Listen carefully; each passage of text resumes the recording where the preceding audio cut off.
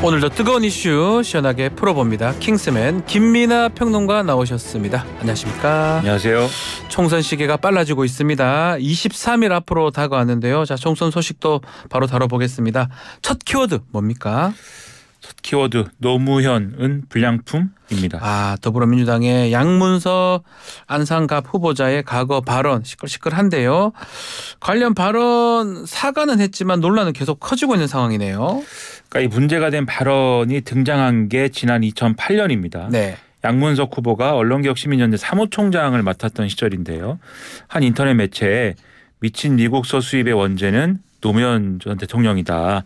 한미 FTA 밀어붙인 노무현 전 대통령은 불량품이다. 이런 등등의 표현을 사용해서 많은 논란을 불러일으키고 있습니다. 그리고 또 인터넷 매체 데일리안이 단독 보도를 해서 추가적인 논란이 되는 막말 사례 이렇게 해서 드러난 부분도 있는데요. 지난해 1월 1일에 이제 민주당 지지층이 모여 있는 카페가 있는데 온라인 카페가 있는데 여기에 윤석열 대통령이 후보 시절에 그 후보를 지지했던 그런 이제 유권자들을 소위 뭐 이찍 뭐 이렇게 표현을 하는 비하적인 어떤 표현이 있는데 이제 그런 것들을 좀 쓰면서 윤석열 대통령과 이제 현 정부와 그리고 여당의 어떤 정책 이런 것들을 강하게 비판하는 과정에서 여러 가지 문제가 될 만한 그러한 발언들을 했다. 이런 보도도 나오고 있어서 논란이 되고 있습니다. 더 큰 문제가 이 후보자 발언 자체가 당내 파열음으로 번지고 있다는 거예요. 이재명 대표는 표현의 자유다라고 문제를 좀 일축했지만 김부겸 선대위원장 비롯해서 임종석 또 윤건영 고민정 의원 등이 공천 취소하라 이렇게 요구를 했네요.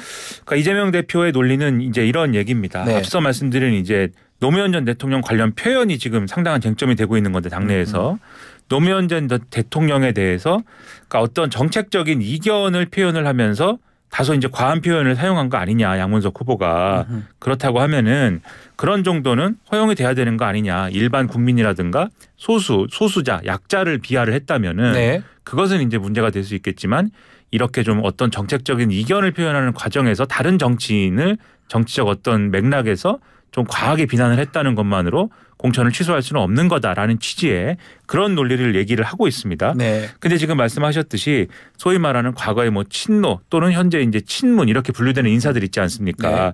네. 그런 인사들의 경우에는 좀 반대 입장이거든요. 예를 들면 고민정 최고위원 같은 경우에는 지금 이재명 대표의 이런 발언에도 불구하고 노무현 전 대통령 과거에 지키지 못했는데 지금은 그렇게 하지 않겠다 지키겠다 이런 입장을 얘기를 하고 있고 임종석 전 청와대 비서실장의 경우에도 이렇게 좌고우면 할 때가 아니다 결단해야 될 때 빨리 결단을 해야 된다 이런 입장을 표명을 해서 뭔가 이제 조치를 취해야 된다라는 입장을 얘기를 하고 있고요. 그리고 이광재 전 국회 사무총장도 비슷한 얘기를 하고 있는 가운데 김부겸 공동선대위원장의 경우에는 사실상 양문석 후보자의 어떤 자진 사퇴 이런 것들을 시사하는 그런 발언도 하고 있는 그런 상황입니다. 양문석 후보가 봉하마을 직접 찾아가서 사죄한다 이렇게 얘기를 했고요.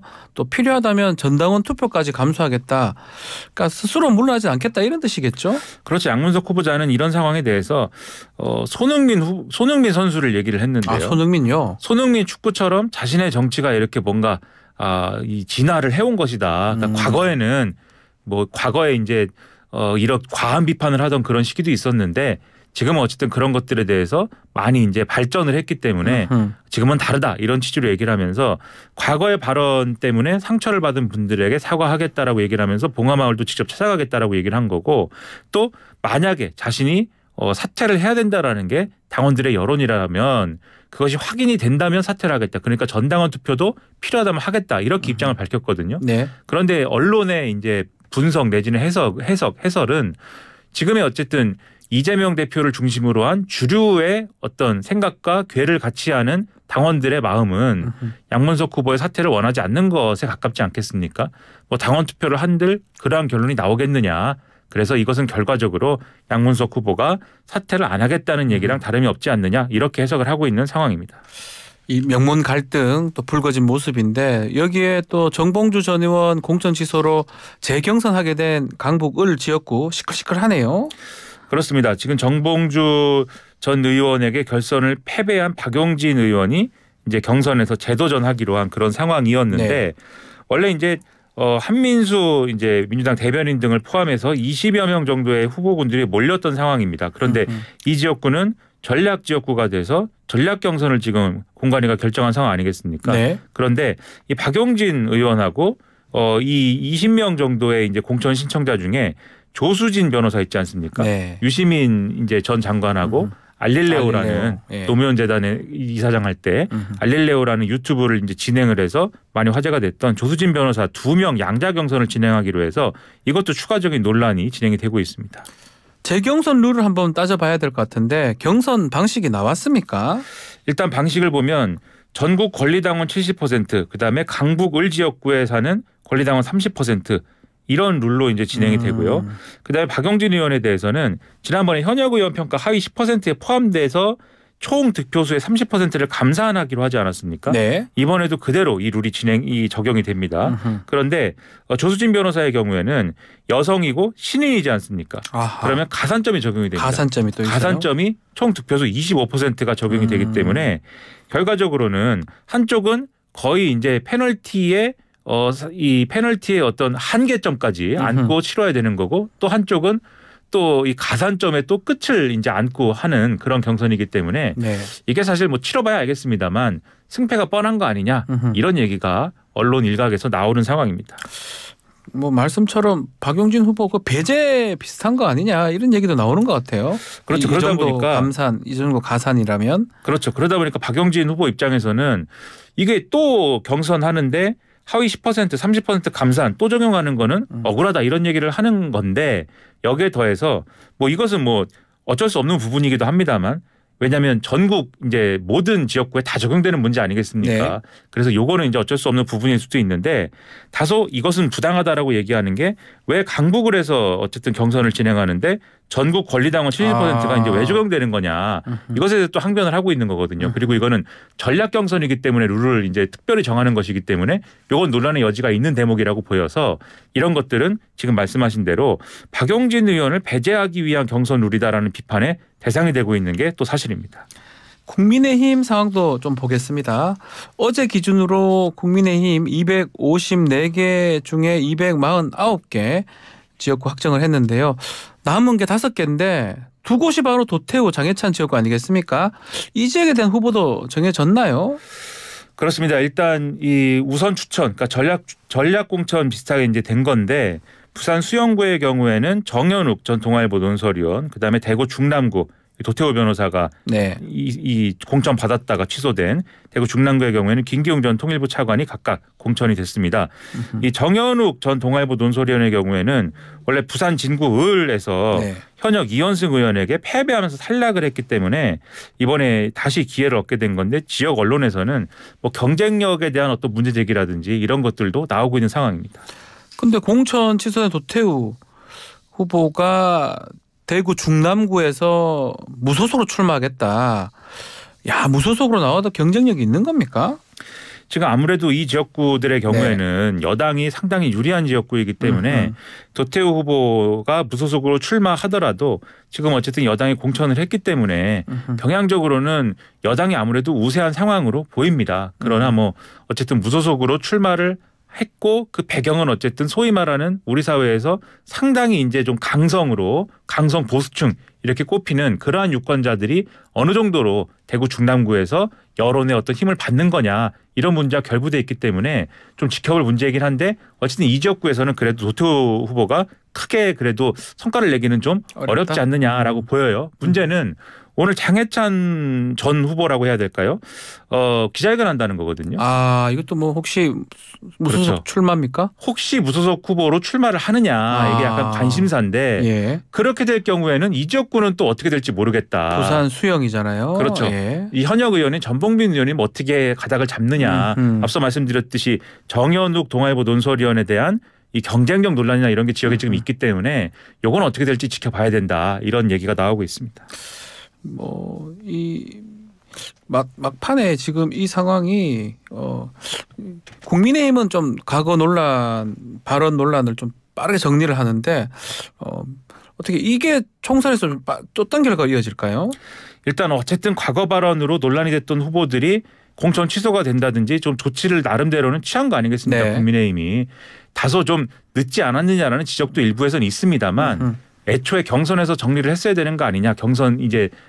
경선에 출마하도록 하지 말았어야 되는 거 아니냐.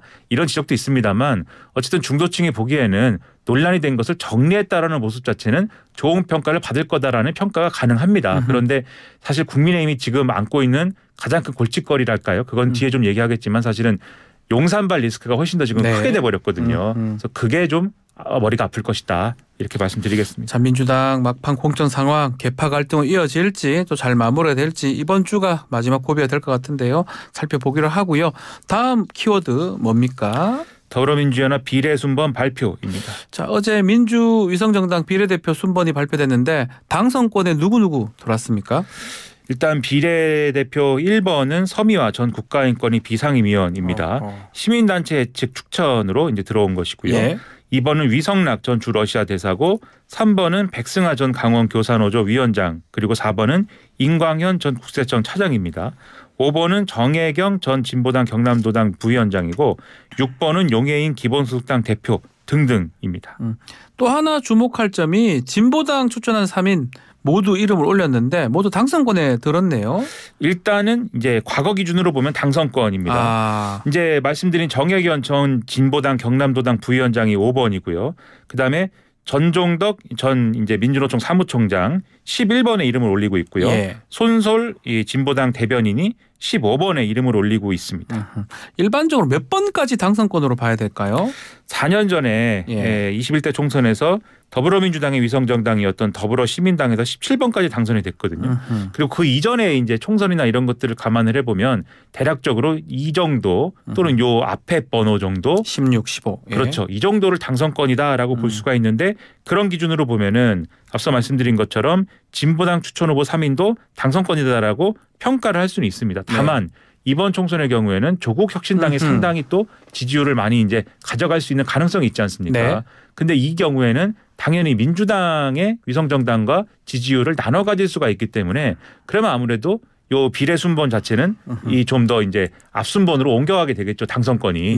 그런 것까지 감안해서 보면은 15번의 경우에는 당선이 안 될 수도 있겠다. 뭐 이게 어디까지 가느냐는 지켜볼 대목으로 보입니다. 한편 위성정당에 입당할 민주당 의원들 몇 면도 나오고 있고 어제 민주당이 비례대표 6명 제명 처리를 했네요. 그렇습니다. 어제 민주당 의총에서 강민정, 권인숙, 김경만, 김의겸, 양희원영, 이동주 의원 등 6명을 제명을 했고요. 의원 꼬주기네요 이것도. 그렇죠. 결과적으로 그런 건데 이걸 왜 했느냐. 결과적으로 공직선거법상 비례대표 선출된 국회의원이 소속 정당에서 탈당하면 의원직을 자동으로 상실하게 되고 그것을 유지해서 결국 이 제명된 의원들은 지금 말씀하신 것처럼 더불어민주연합으로 옮겨가게 되는 거 아니겠습니까? 그렇죠. 그리고 이 순번은 기호는 이 총선에서의 기호는 의원 수가 많은 이 순번으로 결정이 되기 때문에 결국은 투표용지에 정당 투표용지에 어느 정도 더불어민주연합이 앞순번에 있어야 된다. 정의당보다 앞순번에 있어야 되기 때문에 이렇게 의원 꺼주기를 하는 거 아니냐 이렇게 볼 수 있는 대목이고요. 결과적으로 이렇게 함으로써 이 더불어민주연합도 그렇고 지금 국민의힘 위성정당이 국민의 미래도 그렇고 투표용지 앞순번에 위치함과 더불어서 또 정당 보조금도 받게 될 것으로 예상이 됩니다. 다음 주제로 가보겠습니다. 최근 황상무 대통령실 시민사회 수석 비서관 발언 논란이 되고 있는데 기자들하고 점심 식사를 하면서 회칼 테러 언급한 게 발단이 됐습니다. 황 수석이 어제 사과를 했습니다. 그렇습니다. 입장문을 냈는데요. 이야기를 듣는 상대방 입장을 헤아리지 못했다라면서 언론에 대해서 사과를 했고 또 피해자 유가족들에 대해서도 사과한다라고 밝혔습니다. 일단 그 황 수석이 말한 회칼 테러 이건 어떤 사건입니까? 1988년의 일인데요. 월간 중앙에 이제 군사 정권의 어떤 문화를 이제 문화적인 어떤 잔재를 좀 있어야 된다라는 어떤 그러한 칼럼을 오원근 기자가 이제 실었습니다. 근데 거기에 대해서 군 정보사 장교가 이것은 이 기자를 혼내줘야 된다. 우리 군을 폄하한 것이다. 라고 이제 하면서 테러를 지시를 한 겁니다. 그리고 실제 테러가 실행이 된 거고요. 이 오원근 기자는 깊이 3cm 그리고 한 50cm에 달하는 그러한 상처를 왼쪽 다리에 입었고 35바늘을 꿰맸는데 이 테러를 실행한 사람들은 군사재판에서 선고유예나 집행유예 이런 정도의 솜방망이 처벌을 받은 그런 사건입니다. 자, 뭐 사실 충격적인 사건인데 이 얘기를 그냥 해가지고 이제 문제가 되는데 사과를 하긴 했지만 후폭풍은 이어지고 있는 거예요. 야권에서는 경질을 촉구하고 있고 또 심지어 한동훈 비대위원장도 어제 사퇴를 해야 되는 거 아니냐 이런 주장을 했거든요. 어떻게 봐야 됩니까? 그러니까 지금 야당의 경우에는 지금 이게 사과로 끝날 일이 아니다. 네. 대통령이 경질을 지시하든지 해야 된다. 인사 조치가 있어야 된다. 이런 입장이고요. 그다음에 지금 말씀하신 게 한동훈 비대위원장이 어제 선대위 회의를 열었는데 선대위 회의에서 이 부분에 대한 우려나 이런 것들이 굉장히 많이 이제 지적이 됐습니다. 그래서 초기에는 한동훈 비대위원장이 이 문제에 대해서는 약간 미온적인 입장을 보였는데 굉장히 많은 문제제기가 이루어지다 보니까 결국은 입장을 저녁 때 정리를 했습니다. 네. 그래서 공수처는 이종섭 전 장관 문제에 대해서 일단 공수처가 즉각 소환 통보를 해야 되고 이종섭 대사도 즉각 귀국을 해야 된다. 이렇게 얘기를 했고 그다음에 지금 말씀하신 황상무 시민사회 수석 이 문제에 대해서는 이 발언이 부적절했다는 말씀 이미 드린 바 있고 국민 눈높이에 맞지 않는다. 또 본인이 스스로 거취를 결정해야 된다. 이렇게 직접 얘기를 했습니다. 네. 한동훈 비대위원장이 이렇게 얘기를 할 수밖에 없었던 게 굉장히 여론이 안 좋기 때문인데 그러다 보니까 김은혜 전 홍보수석의 경우에도 지금 분당을 해 후보로 출마한 상황 아닙니까? 그렇죠. SNS에 이종섭 대사 귀국과 이제 황상무 수석 자진 사퇴가 국민 눈높이다라는 글을 남긴 그런 상황입니다. 대통령실이 아마 고민을 많이 할 것 같아요. 어떻게 또 대응할지. 빠르게 사과하긴 했지만 내부적으로 고심이 있을 것 같긴 한데요. 어떻게 보십니까? 일단 어제 한동훈 비대위원장은 이 문제를 대통령실에 어떻게 건의할 것이냐 고민이다라고 얘기를 했는데 오늘 신문 보도를 쭉 보면은 대통령실은 일단 황상무 수석 문제에 대해서는 개인적 사과를 할 사안이긴 하지만 이것이 인사조치가 될 사안은 아니다라는 입장을 고수하고 있다. 주말에도 황상무 수석을 향한 업무 지시라든가 이런 것들은 정상적으로 이루어졌다라고 보도를 하고 있습니다. 네. 이런 점을 보면 대통령실이 아직 인사조치라든지 경질이라든지 이런 것들은 상정하고 있지 않은 것으로 보여요. 하지만 앞서 말씀드렸듯이 워낙 지금 중도층 여론, 수도권 여론 안 좋기 때문에 추가로 어떤 판단을 할 것이냐는 지켜볼 문제로 보이고 이종섭 대사 문제도 마찬가지입니다. 네. 지금 공수처가 소환 조사하겠다고 하면 언제든지 귀국할 것이다. 라는 게 이종섭 대사도 그렇고 대통령실의 입장인 것인데 그 입장 변하지 않고 있는 거거든요.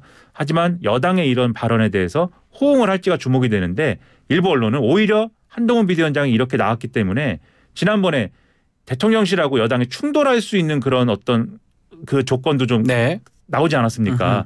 비슷한 장면이 연출될 수도 있다라는 우려도 있다. 아하. 이렇게 보도를 하고 있습니다. 마지막으로 국제 소식도 짧게 좀 다뤄보겠습니다. 러시아 대선이 우리나라 시각으로 오전 2시에 종료가 됐는데 분위기 어떻습니까? 지금 출구조사에서 역대 최고 수치인 87% 득표율로 푸틴의 5선이 확실시된다라고 보도가 되고 있고요. 개표 60에서 한 70%쯤 진행된 상황인데 역시 87.26% 득표율로 선두를 달리고 있다라는 보도가 나오고 있습니다. 지금 이렇게 푸틴 당선되면 5선이 되는데 2030년까지 집권을 하네요. 그러면 스탈린보다 더 많이 집권하는 결과가 될 것 같아요. 정확하게 말하면 푸틴이 사실 중간에 좀 쉰 기간이 있죠. 예. 2008년에서 2012년까지는 친구 메드베데프를 대통령시키고 시켜놓고. 자신은 예. 총리를 했는데 네. 사실은 근데 이것도 푸틴 집권기로 사실 봐야 됩니다. 그것까지 포함해서 보면은 30년 동안 집권을 하게 된다. 2030년까지 네. 이런 분석이 나오고 이 사례는 말씀하신 것처럼 스탈린도 이루지 못한 기록인데다가 그 전에 왕정 시대 있지 않습니까? 네. 왕정 시대를 포함하더라도 이 30년을 집권한 사례는 흔치 않다. 거의 그래서 1등, 2등 정도 하는 그러한 집권 네. 기간에 속하는 일이다라고 해서 대단하다. 이것은 대단한 독재자이다. 엄청난 일이다. 좀 제가 좀 뭐랄까요 반어법을 쓰는 겁니다. 네, 엄청나다라는 엄청나다. 것은 오해 없으시도록 그런 비아냥이 나올 정도의 사건이다 이렇게 평가되고 있습니다. 전쟁 장기화 가능성도 있나요? 우크라이나와. 아무래도 이제 그럴 수밖에 없는 상황이 될 것 같습니다. 지금 벌써부터 이제 좀 전운이 감돌고 있는데요. 우크라이나와의 전쟁 규모가 아무래도 커질 수밖에 없지 않겠느냐 네. 이런 우려가 서구 언론에서 나오고 있는 거고요. 또 모스크바 현지 주민 인터뷰를 통해서 러시아가 여름 공격에 대비한 동원령을 발표할 가능성이 있다라는 보도도 미 뉴욕타임스 등을 통해서 나오고 있습니다. 푸틴 대통령 올림픽 기간 휴전 제한에 대화할 준비가 돼 있다. 이런 얘기도 지금 전해지고 있습니다. 자, 오늘 킹스맨 여기서 마무리하겠습니다. 김민하 평론가 감사합니다. 고맙습니다.